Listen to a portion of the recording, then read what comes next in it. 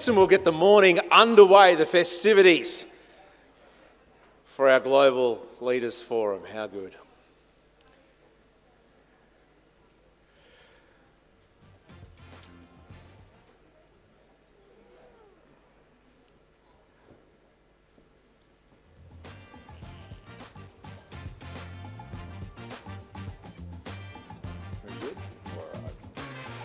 Namaste and g'day.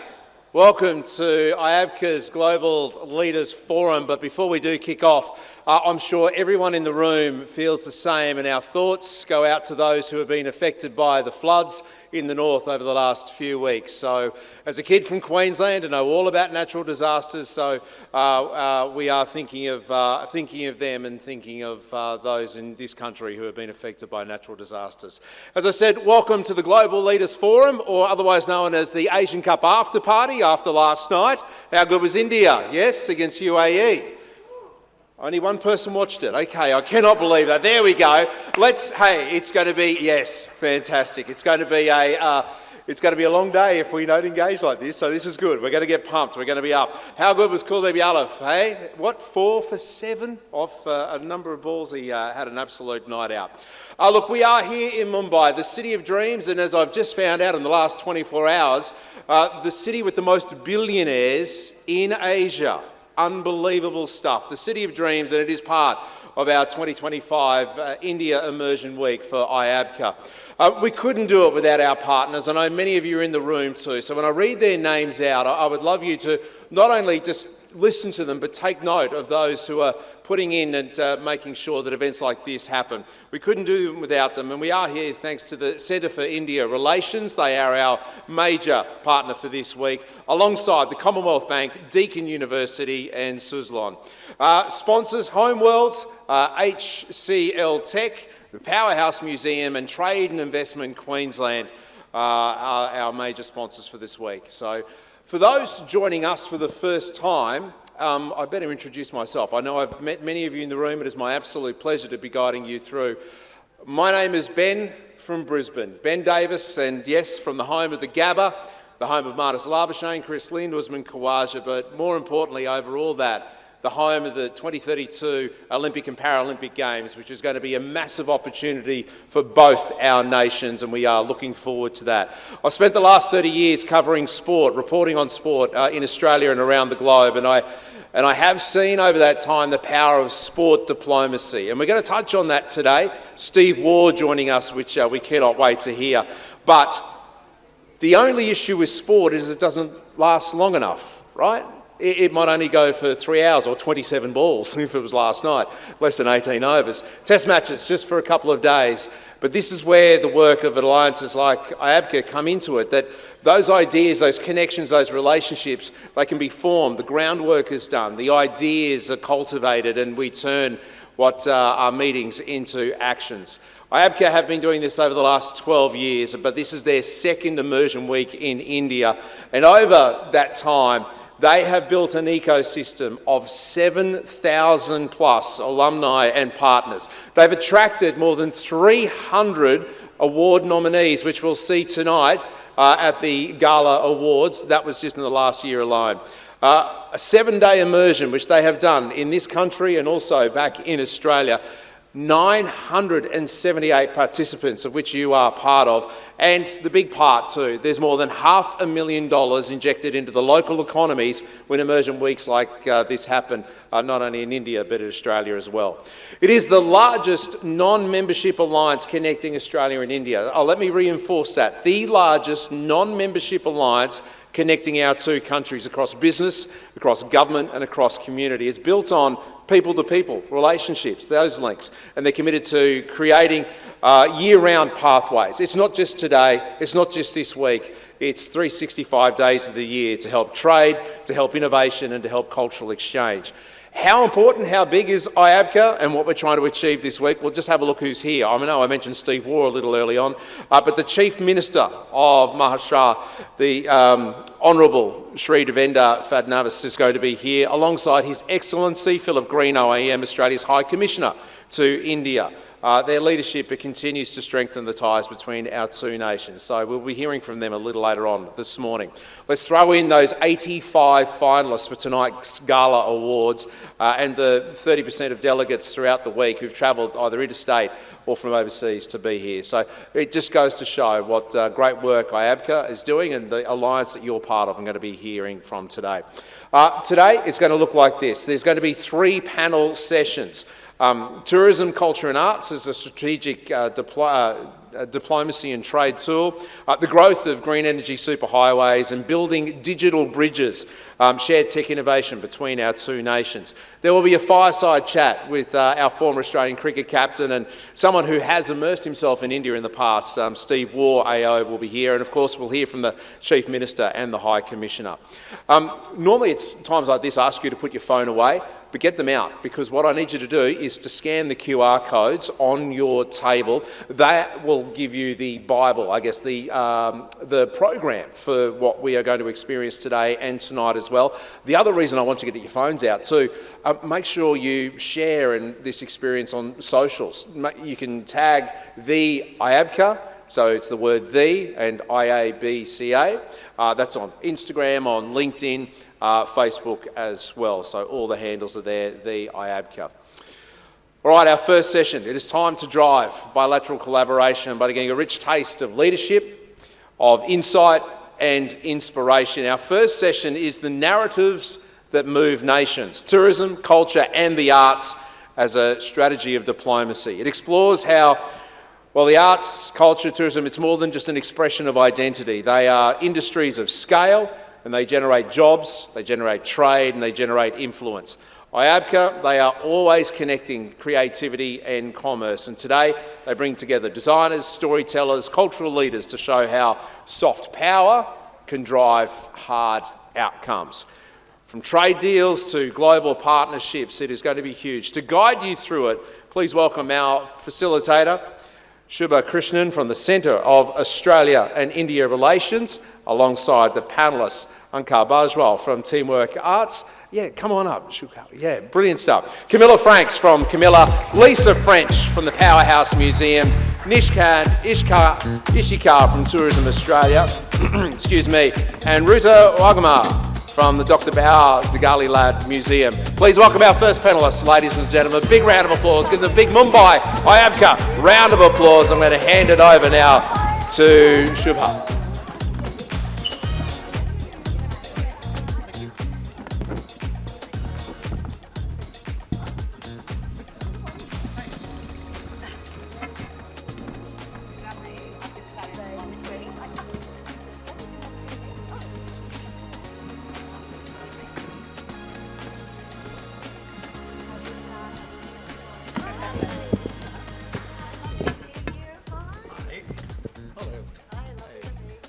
Hello. Good morning, everyone. What an absolute pleasure it is to moderate this panel, Tourism, Arts and Culture, and we have an incredible panel here.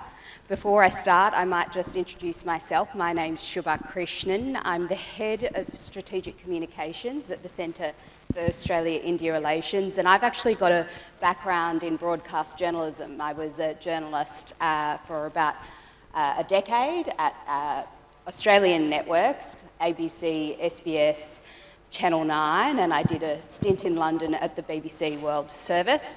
And my background's in federal politics, so political journalism.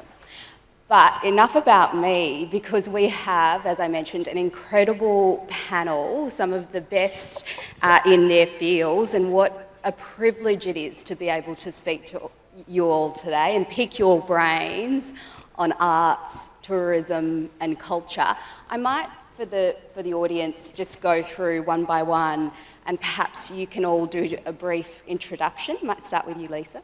Hello, my name's Lisa Ffrench. I'm the Director of Strategic Projects at the Powerhouse. We're currently building a brand new museum in Parramatta in Western Sydney, and I'm thrilled to be here with this exciting panel to talk through the topics. Camilla? Camilla Franks, Creative Director of the brand Camilla, again. Thank you. So honoured to be here. IABCA, thank you for uniting us all so we can share our stories. Hello, good morning. My name is Ruta. I'm a curator at the city's oldest museum, the Bhau Daji Museum. The museum has been at the foremost of guiding contemporary and historical engagement with the city for the past many years, and I'm glad to be here. Thank you. Good morning, or rather, I should say, good day, everyone. My name is Nishant Kashikar. I've been with the Tourism Australia family for almost 15 years, yes. And when I started, arrivals from India to Australia were hardly around 120,000. And I'm pleased to share that we've tripled those over the course of 15 years to almost 450,000. So that's been an incredible journey. Thank you. Excellencies, ladies and gentlemen, my name is Ankur Bhardwaj. I'm the CEO and Director International Festivals. Team Arts, we curate, produce, and direct about 31 festivals across the globe. Our mothership property is the Jaipur Literature Festival, which I'm assuming and I hope that you have attended. If you have not, then please do come. And yes, thanks to the Australian High Commission, both our respective governments, India and Australia, we have been doing a lot of stuff in Australia, and the plan is to revive our festivals, be it JLF or Confluence in Australia. And all what we do through culture and the arts, we bring communities together and we bring people together. Thank you. Thank you, panellists. Can we have a round of applause for this lineup? Thank you. So I might start with cultural tourism as diplomacy in action, how film festivals and faith-based travel are building mutual understanding and economic opportunity. Now, this is probably your area of expertise, Nishant, so I might start with you. Bollywood, as we all know, has been a long driver of tourism. What would it take for Australia to become a go-to destination for Indian cinema? And how does this translate into economic opportunities? All right, good morning again. First and foremost, a big thank you to each one of you, because I know everyone in this room either is an advocate or an ambassador of India or an advocate and ambassador of Australia, and in most cases, advocate and ambassador for both countries. And thanks to you, I guess we've achieved phenomenal success in this country. 15 years back, we were the 12th biggest market. India was the 12th biggest market for Australia. Pre-COVID, when the borders shut, we were the 7th largest market. Post-COVID, we are the 5th largest market. And if you were to go by the India Economic Strategy estimates, India could be the 3rd largest market, the 3rd biggest market for Australia over the next decade or so. And we really count on your support, because each one of you play that important role of strengthening those people-to-people links between Australia and India, and have been a huge contributor to our success. Now, Paul Hogan, the famous Australian actor and comedian, once said that you don't visit a particular friend's house because you like the furniture. You visit that friend's place because you like the company and the way you were treated. And tourism is all about that. Tourism is all about building those friendships, that mateships between the two countries. And over a period of years, advocacy has always remained a cornerstone of all the marketing initiatives that we've initiated in India. And it's about real people sharing their real stories and real experiences that has brought these two countries together to become, for India to become one of the most important markets for tourism in Australia. Now, there are two key trends that we're witnessing, and the consumer trends we're witnessing across India. The first trend is this trend of set jetting. Everyone knows about the White Lotus effect, right? We would like to visit a particular place that we see on screens. And it's a huge opportunity for Australia, because there are almost 1,800 to 2,000 films produced in India every year. That's right, 1,800 to 2,000 films. There are almost over 3 or 4 films every day being produced in India every year. And by working with Screen Australia, the film commissions of various at the state and the federal level, I feel there's a tremendous opportunity for us to get, some of the Bollywood production houses, because there's some attractive incentives in place by the, by the Screen Australia, by the state and federal departments as well, and that's a huge opportunity to be tapped. So Bollywood definitely plays an important role, because we ourselves have worked with several Bollywood celebrities in the past, including Parinidhi Chopra, and under our Friends of Australia program, we've had several celebs, influencers, advocates who've traveled to Australia. So that's the first trend. The second trend that we're seeing is this whole event globe trotting. And Indians are today traveling for any social, cultural, or entertainment gathering that's taking place around the world. Be it the Justin Bieber concert, there's a Taylor Swift concert, there's a Diljit Dosanjh concert taking place in Australia in October and November. And I was told that within a few hours, the tickets were all gone, right? The Indian cricket team is traveling to Australia really soon for a series of 5 T20s and 3 ODIs. And that's a huge opportunity as well. So promoting Australia beyond cricket, promoting the Australian Open, the Melbourne Food and Wine Festival, the Fringe, the Margaret River Festival, I guess there are tremendous opportunities for us from both filming perspective as well as showcasing Australia, the best of Australia through events that Australia is known for organizing. Thanks, Nishant. Now, I might just quickly ask our AV team. There's a lot of feedback we're hearing on stage, so it's hard to hear. We're hearing ourselves back. Not sure if there's anything we can do about that, but I'll leave it up to you. Thanks, Nishant. Now, one thing you did mention there was the, and I'm going to butcher this name, the Diljit concert. I know just personally in my friendship circles in the diaspora community in Australia, it's been a big, big thing. How important is it to get the big names to Australia? Sorry, I couldn't hear your question. How important is it? Absolutely. I guess events is one of the reasons why Indians or other travelers love to visit a particular destination. And it's important to have that events calendar in place, or having major events like Australia's or Brisbane is going to host the 2032 Olympics. And games like these, events like these, actually put you on the map. And you not just see visitation for the event and during the event, but also after the event as well. That's been witnessed by so many, events that that we have capitalized on from a media and a PR perspective. So it suddenly puts the destination in the limelight. You create those FOMO-inducing experiences if you're not present at that particular event, and that's what drives tourism in the future as well. And I guess the other thing that I want to see personally, and I'm not sure if the panel shares this sentiment, but Australia obviously has a vast, unique ecosystem. How do we make sure that some of these Bollywood films are set in some of these areas that are not traditionally shown? So not like your Melbournes or your Sydney, but perhaps your Central Australia with Uluru as your backdrop, or Tasmania. How does that fit in? I guess it's important to start those discussions at the scripting stage as well. Connect with the top Bollywood production houses in India, and ensure that we integrate some of our key messages as a part of the script and as a part of the incentives and funds that we provide them for filming in Australia.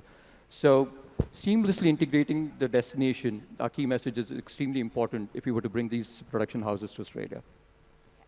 And I guess beyond the box office, and this is one for the entire panel, but how does cultural tourism, what does cultural tourism reveal about how nations want to be seen on the world stage, do you think? As much, okay, can I? As much as I love Bollywood, we all love Bollywood, but Bollywood is not difficult to sell. It's easy to sell Bollywood. You get a Diljit Dosanjh, a Shah Rukh Khan concert in any part of the world, it will sell. So we always feel that, yes, they are our brand ambassadors, take them to any part of the world, they will work, but nothing like giving a chance to an emerging artist, be it a speaker, be it a musician, be it a dancer, any emerging artist, collaborate with the host country. We have been working with a lot of artists from Australia, First Nations, emerging and established, and that is how magic is created. I remember many years ago, we hosted a gala concert at the Sydney Opera House, and I don't know whether Sonia is here, but Sonia, of course, she's been our partner of Confluence, and we hosted this big concert with about 150 artists from Australia and about 100 artists from India. It was a big 65, 70-minute show, and what it did to the people, thanks to, of course, both our respective governments, because of the marketing, what it did to the tourism. I mean, cultural diplomacy, soft diplomacy is is really, it ticks many boxes, you know. It gives a platform to emerging artists, it gives a platform to established artists, it brings a lot of tourism, you know, be it, you know, hotels getting sold and shopping. It's not only a cultural show, right? It's the whole package where hotels are getting sold, a lot of merchandise, shopping, of course, and then, I mean, the crux is that, you know, artists getting established and they collaborate and they learn from each other. So, you know, nothing like cultural diplomacy, nothing like, you know, these mediums, it's really fantastic. And I'm so happy that both India and Australia, they are givers. You know, they are happy to collaborate. They are not one of those that, okay, no, I'm going to do my set, let him or her do her, or, you know, let them do their own set. They're happy to collaborate. They're happy to create magic. So culturally, you know, again, the revenue to what it comes to a city, what it gives to a city is incredible. In fact, just to add on to what Mr. Anirudh was saying, just day before yesterday, there was a meme being shared, at least in the art circles, which is basically my world in Mumbai. The dilemma of anybody working in art over the next few months is going to be which Biennale to attend. Because Bukhara has come strongly in front. Everybody I know will be in Bukhara Biennale. Then the Frieze, which is just happening in Seoul. And there are so many art fairs happening across the world, and I think that's a fabulous way to get people in. And as you rightly said, Biennales not only have the most established artists, but some of the most experimental, emerging, exciting artists as well. And I think that's something that's strongly needed. Of course, we have seen, again, in India, what Kochi Biennale has done. Everybody talks about Kochi every 2 years. This is what is also needed, I feel, apart from, of course, the mainstream Bollywood, which I agree with you, that's not the only thing that dictates culture. The culture is in our cities, it's in our hinterlands, which is brought forth by these biennales, by exciting curators, exciting galleries, exciting practitioners. And that's something I think it's very much needed now that I'm very excited about the Powerhouse Museum coming up and what it's going to change for Sydney. And similarly, we hope to be able to do something like that in Mumbai and Delhi. And I think it's also important to have young voices at the table that are making those decisions, so it just doesn't become an older generation. Because if you're working across the creative industries and getting technology intersecting, it also will help how you promote to broader audiences and get those younger audiences engaged who want to come and attend.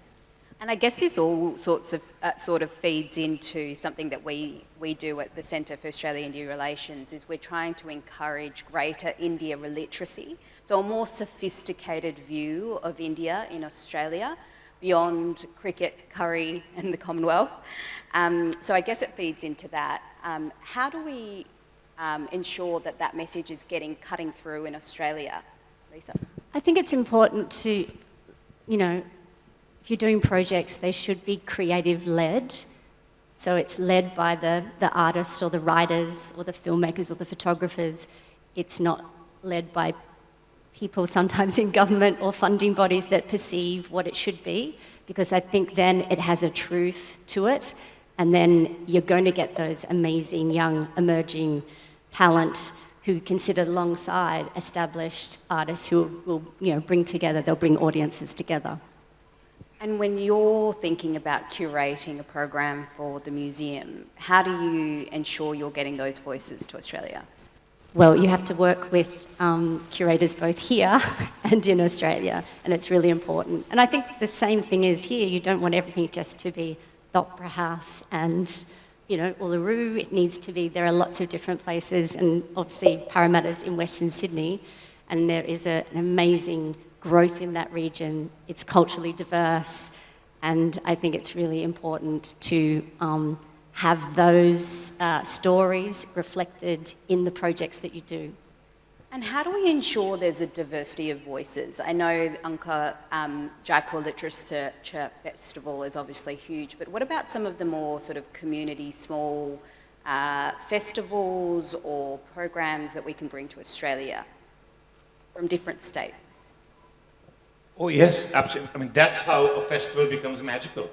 You know, it's not, again, when we do a festival, it's not from one region to a region for a sect of people.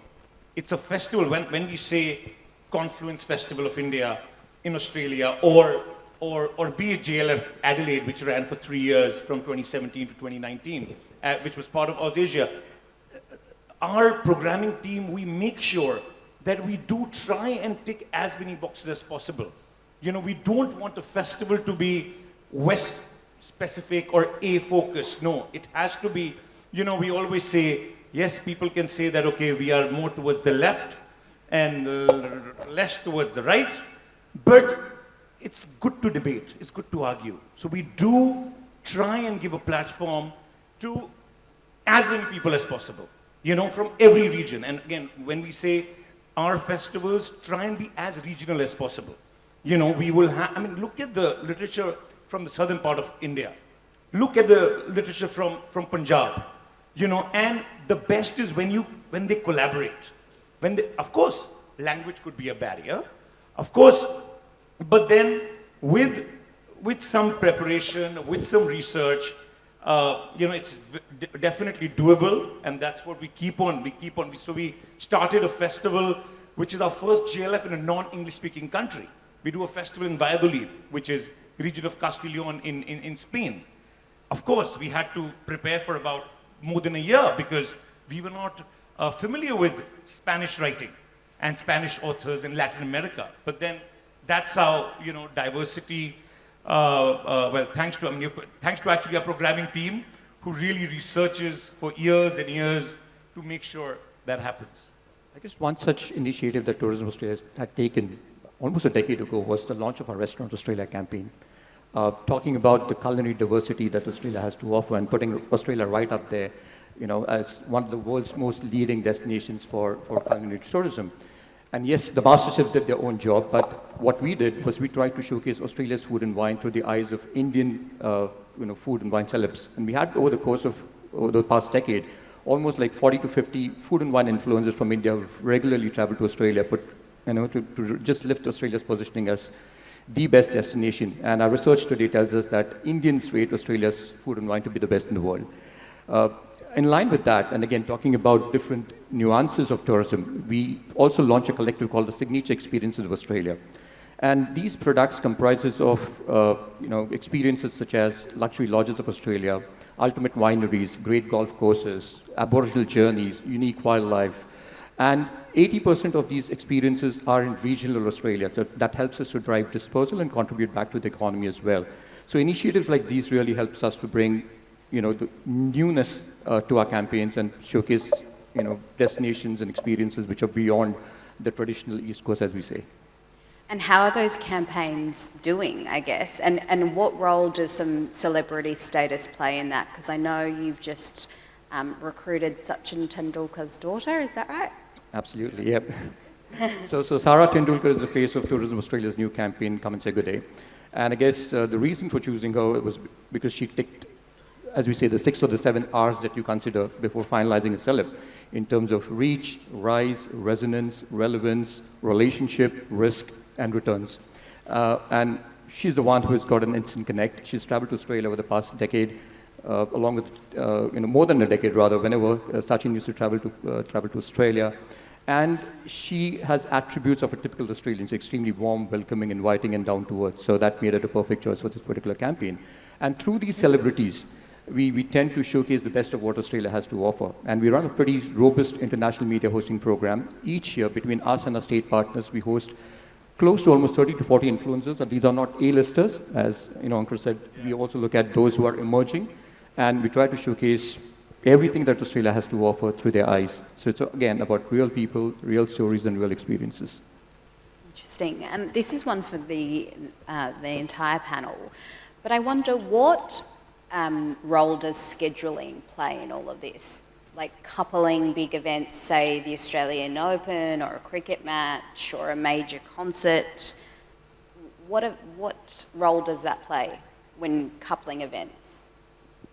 It's not a bad idea because strategically, if you've got, like, we work with Destination New South Wales a lot, and they're programming and mapping out the cultural calendar, which also it's not just cultural, but the strategic kind of sports, big events that are coming through to Sydney.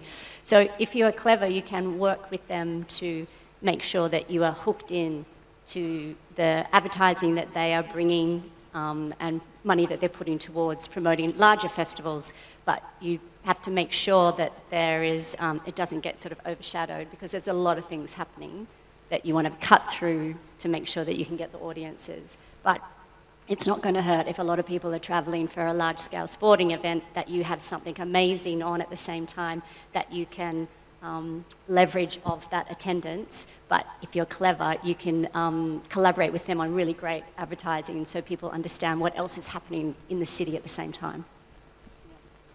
And something that I know, Lisa, you're passionate about, but how do we encourage co-investment so there are long-term strategic partners that have a life outside of the event?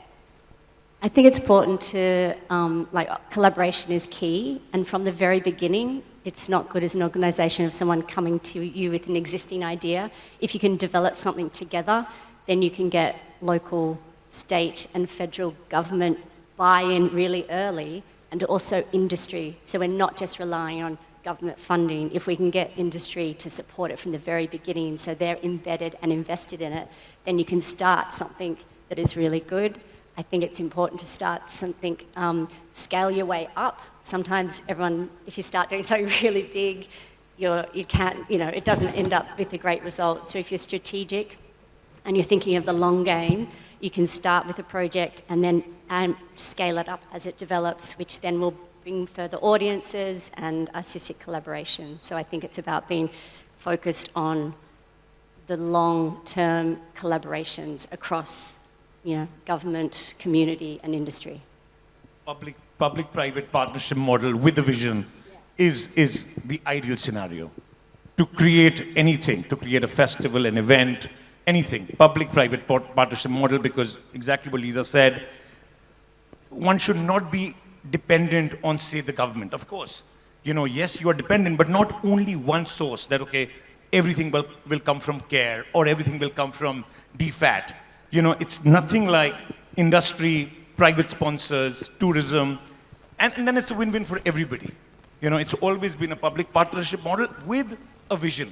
I mean, Lisa and I, we were having a conversation just before we came, and, I was just sharing with her that, we are trying to set up something in a state in Australia, and she asked me, is it a one-off or it's going to be a long-term? And I was like, our plan is to make it long-term, because you cannot establish anything if it is a one-off. You cannot. It needs to be with a vision, and it needs to be long-term. I agree with that, because the Bhau Daji Museum, in fact, was one of the first public-private partnerships in India in museums. Of course, it's supported by the Municipal Corporation of Mumbai, but the Jamnalal Bajaj Foundation are one of our biggest donor partners, and the director, Ms. Tasneem Mehta, who unfortunately couldn't be here today, she has been fundraising with them and with other corporate partners for last 20 years, and it's proven to be one of the most successful models for Indian museums. We are able to achieve our goals, uphold excellent international standards, and at the same time not solely rely on the government for all our programming and exhibitions. And I want to ask, how do you go about forming partnerships in Australia? We would love to work with the consulate, with museums, like the Powerhouse Museum that's coming up. And that's something I think that's really needed, because the museum has collaborated with many, many international partners, but for some reason the Australian partnership has not happened yet, despite a long connection, of course, to the consulate and to other business partners, I'm sure, that the director has had over the last many years. And we, in fact, a couple of years ago, had a very interesting meeting with Museums Australia, in fact, with Dr. Karapat, who is also the CEO of Immigration Museum, because there are so many shared stories among the Australian museums and the Bhau Daji Lad going right back to 19th century. We have a model of a ship that in fact carried some of the objects to the 1880 Melbourne exhibition. There are a lot of shared collections, a lot of shared histories, and that's something that I think really needs to be tapped into and looked at very carefully with the curators and, of course, the other creative partners we can manage to get into Australia, hopefully, in the next few years. Shubha, talking about partnerships, I guess, how many of you all have taken a tour of the Sydney Cricket Ground, Melbourne Cricket Ground, Adelaide Oval, Perth Stadium, everyone, right? And it's an amazing experience when you walk through these stadiums with a knowledgeable person who takes you and showcases everything that happens behind the scenes. There's a huge opportunity for a partnership between the Australian cricket stadiums and the stadiums in India as well. Imagine having a tie-up with Rahul Dravid's Academy in Bangalore and with the MCG or an SCG, and maybe with Mahendra Singh Dhoni's stadium in Ranchi, or the Mumbai Cricket Association. I guess these are partnerships wherein you can convert the stadiums in India into museums for cricket as well. So that's something that could be leveraged and capitalized on. There's no doubt that museums and heritage institutions can be powerful tools of diplomacy. But how do we become more mature in showcasing Australia in our public diplomacy so we don't rely on the old cliches?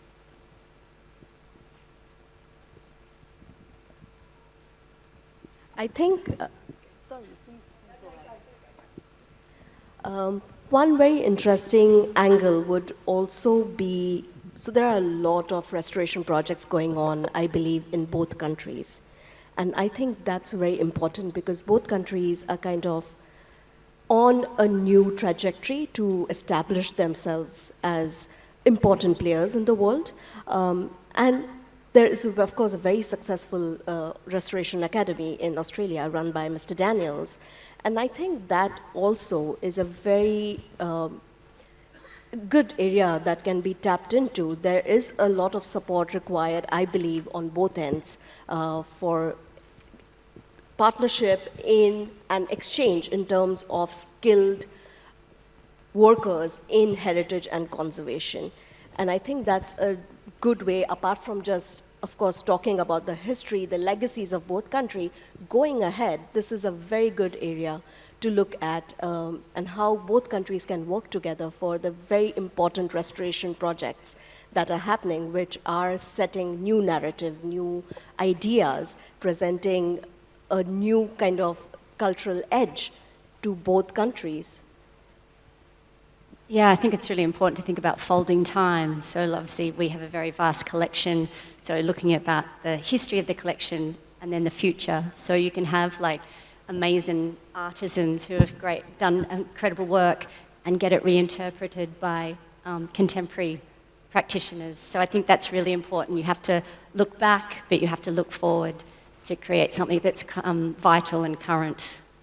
And that's something that you do really well, Camilla. I feel like I've been so silent, but one that never shuts up. I've been sitting here around these super brains wanting to crawl underneath the floorboards. You have the floor. We've been gearing up for this question. As the 2024 IABCA Lifetime Achievement Award recipient, you were recognised for your long-standing contribution to the Australia-India relationship, particularly through your deep engagement with over 100 artisans in India. 1,200. 12. Now, 1,200. Close to 2,000 across the two, yeah. It's Sorry, crazy. that was a typo. How did that experience impact your understanding of cultural diplomacy? And in your view, how do platforms like IABCA contribute to trust building and strengthening people-to-people ties? Well, I think winning the award last year was something that was truly remarkable, and being the first to be a pioneer in the fashion and the textile arena. I never won anything at school, so that was fantastic. But the fact that it shone this incredible light on my relationship and bond with India that was so magical to me. My journey with India started like 20 years ago when I went on a mission, like a wild Brumby, trying to realise my creative dreams. And I wanted things to be made utterly originally, made slowly, made purposely, made to be like heirlooms with storytelling bursting from every seam, and no one does that better than the Indian artisans. And I was lucky to meet, the universe presented me these two powerhouse couple here, Jaggi and Alika Bakshi, who shared those same values in textiles, in art, in community, in life, in business. But they did say to me that they were going to retire and live a life of serenity and go play golf and travel the world. And fast forward 20 years, here we are. And they call me their beautiful nightmare, and it's a badge of honour I hold so dearly. But thank God they didn't retire, because what a world we've created, what a success story we've created. And, you know, you got to remember, we started close to 20 years ago, and there was just 11 of us, beautiful artisans. And fast forward now, we're close to 2,000 across 5 different creative hubs. And we keep going and growing, and it's been a hell of a ride. And nothing brings me more joy than working with these incredible artists. I've just been in Delhi with my family, working with the hot fix masters, the beading masters, the embroidery masters, the tailors, the digital printers. And it's that drawing on those unique skills of these incredible Indian artisans that allow me to have complete creative freedom, and cross-pollinating that with the magic of this crazy, colourful brand, Camilla, this Aussie brand, and that's where the magic lies. And colouring the world with my tribe here is one of the biggest joys in my life. And it's through that bond between Australia and India that lives have changed for thousands of people around the world. Relationships formed. I mean, we're able to provide salaries, income, support, community, healthcare for 2,000 beautiful human beings stretched between Australia and Asia. It's a bit of pressure at times, but we keep going and growing, and it's been a hell of a ride, and it's created a life for my daughter and I beyond my wildest dreams. And it's, as I said, changed lives. And, you know, cultural diplomacy, it just can't be forced. For me, it's about finding your tribe that resonate with those same values, whether it be food, dance, art, culture, whatever it is. You have to have that energetic connection. And then secondly, for me, it's about finding the time to connect when we've completely lost the art of connection, because we live behind these computer screens. Well, I don't, you guys do. Because I don't own a computer. Fun fact about me, I don't have a great relationship with them. So for me, it's in the living and breathing of life. It's in that raw, sometimes messy reality of life that we live, learn, grow, and learn to respect and trust one another. Jaggi, Alika and I formed a deep love and respect and bond with each other from 4-hour lunches at the Trident buffets. They were horrified with how much I ate. We were all going out onto the streets, rescuing street dogs that had been abandoned and were injured, and adopting way too many. Jaggi had to tell me to stop adopting dogs. We had one in all the factories named after the collections. Being there through the hard times together. For me, breast cancer. I just want to shout out to Sanjay that was there with me when I was diagnosed with breast cancer. Love you, Sanjay. Beautiful, beautiful human being. And the loss of friends. Just recently. I'm getting emotional. And, you know, working till 2, 3 o'clock in the morning, trying to realize our creative dreams. So it's not behind a computer screen, it's in the living and breathing of everyday life that these connections are formed. And through that, that's how you create this cultural diplomacy, this osmosis happens. You know, they consider me half Indian, badge of honour that I wear there, as well as the beautiful nightmare. And I consider them half Australian. And I just want to finish off, because now I'm not shutting up. See, this is what happens when I give me a mic. So, in a world that often feels so divided, like I woke up this morning and the news, you know, there's just so much crazy chaos and sadness happening around the world that's really dividing us. I wanted to say a big, juicy thank you to the IABCA family, especially Sonia. Where is Sonia? We've lost Sonia to the Mumbai traffic, maybe. Love the traffic, guys. But by providing a stage like this, where we can unite and share our stories, we listen, learn, grow, and get inspired. And it's so important right now to really champion cultural connectiveness, especially right now. And I feel like for me, and I feel probably all of us share this, when we get curious, those walls come down, those layers go down, those barriers come down, and in that we recognize each other as human beings on a shared journey. So thank you from the bottom of my heart. Thanks, amongst Camilla. So much, there's so much that Australia has to offer, but I must say that there's one well-kept secret about Australia, and that's about fashion and shopping. And if there's a collaboration between maybe, Camilla, your brand and something like a Fab India or I'm happy to get a role in your Bollywood films too. Done. So I guess that will be a great introduction of Australian fashion to India as well, and that will really help us to elevate Australia's appeal as a great destination for fashion and shopping as well. Oh my God, a Fab India Camilla collab. We'll do the costumes, I'll dance, I'll act. I mean, my brand was born out of acting, you know. Right. I used to rock on stage wearing these fabulous costumes and no one paid any attention to the acting, and a label was born. There was no Academy Award happening anytime soon. I was bloody terrible. No, I wasn't. I was amazing. So feel free to hire me. I just want Good Earth products in Australia. How do we get that? Oh yeah, that's a great idea. And also Karma and what's the other one I love? Nicobar. Artist Essentials. Forest Essentials. Oh my God, I bought the whole shop yesterday. It's amazing. I've opened a can of worms. I was saying to someone last night, why do we not have a multi-branded store in Australia of Indian fashion? It is truly some of the best fashion and textiles and embroidery and beading I've ever seen in my life. They're works of art and they should be standing strong and tall in Australia. Hear, hear. Hear, hear.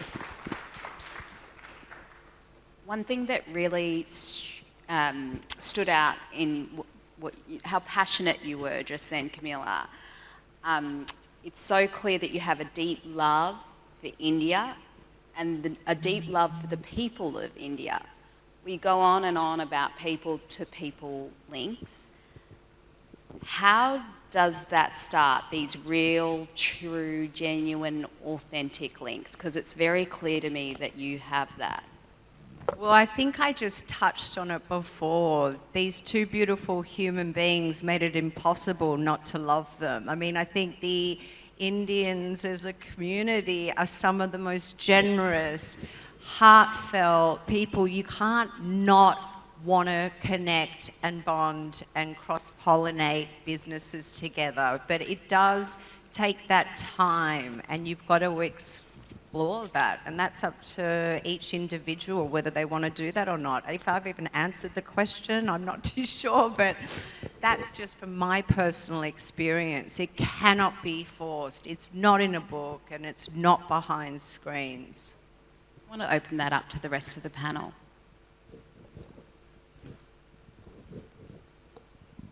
Genuine connections, people-to-people ties. I'm still moved with what Camilla said, and I so believe in it that you cannot create a relationship or an experience online. It needs to be in person to person. I mean, it's really, and especially in this day and age, where, there are 1,000 ways, where you can create hatred. I mean, look at what's happening in the world, but through the performing arts and culture, it is the easiest medium to bring people together, and it's so important, more important in this day and age. And lastly, one thing which we haven't spoken about, what it does to the youth. Any of our festivals, be it our festivals or the festivals we attend, the volunteers, the volunteers from different schools and colleges and universities, they are actually the ambassadors. We host volunteers from various universities in Australia, be it RMIT, be it La Trobe, be it Monash, be it University of Melbourne, hopefully next year, be it IE University in Spain. I mean, what it does, I mean, again, exposure, what they get through these festivals, and they eventually, when they go back to their countries, they are actually the brand ambassadors. So really, one point I really wanted to make that youth is really, really very important because they are the future. They are the future, and it's important for this ethos to be engraved in them. I must say that the Australia-India relationship at this stage is like second to none. It's like a wonderful couple that's fallen in love across trade, investment, the geopolitical links, and it's led by the two prime ministers. So there couldn't be a better time for us to thrive in this environment. And our jobs become far more easier when we have such great leadership at both ends driving the future of this relationship. So again, it's led by people, and that's the most important thing. Yeah, and to go on your point about universities, we host students from University of Monash, University of Sydney, especially who have been coming back 2-3 years in a row now. They are in exchange program with the Xavier's College locally, and they bring them to the museum to talk about cultural exchange, cultural values of both countries. And I think cross-border, cross-institutional collaborations are so very important in this context. And further to what Lisa was saying about contemporary artists, to just give an example, there was one show we had done with the Mexican consulate many years ago, and it was on the traditional amate art form. And we thought nobody would know what Mexican amates were, so there was a video put in. It was a very small exhibition, 3-week run at the most. And the way it resonated with the local speakers, not just English speakers, but the majority of Marathi and Hindi-speaking audiences that come in. And on our public tours, we kept asking them that what drew them to that art form, and they found so many parallels between the traditional Indian art forms of Madhubani and also Varli art, and it was an interesting mix of both. But these were not historic artworks, they were contemporary artworks. They had contemporary themes.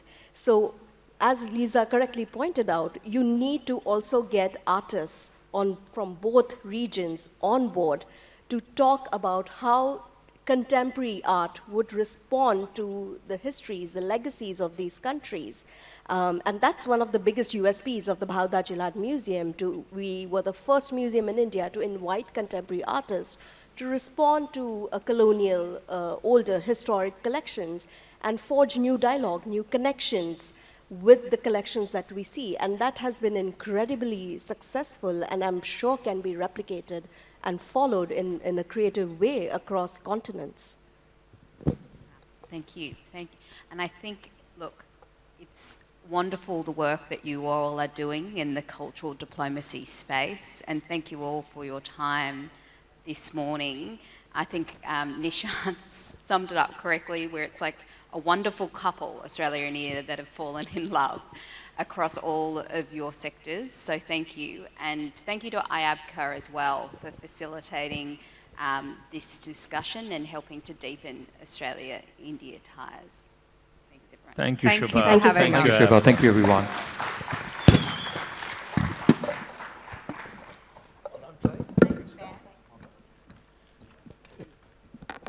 All right, let's give them one big final round of applause. What a way to kick things off. Outstanding stuff, wasn't it?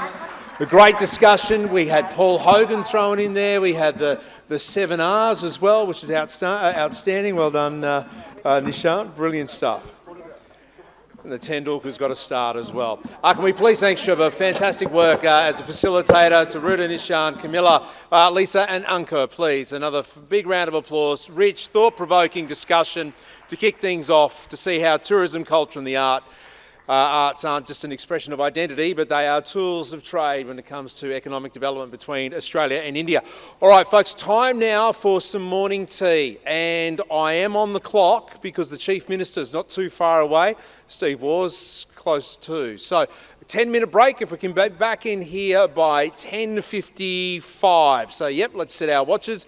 10:55, we're going to get into the High Commissioner, the Chief Minister, and Steve Waugh's not too far away. Thank you.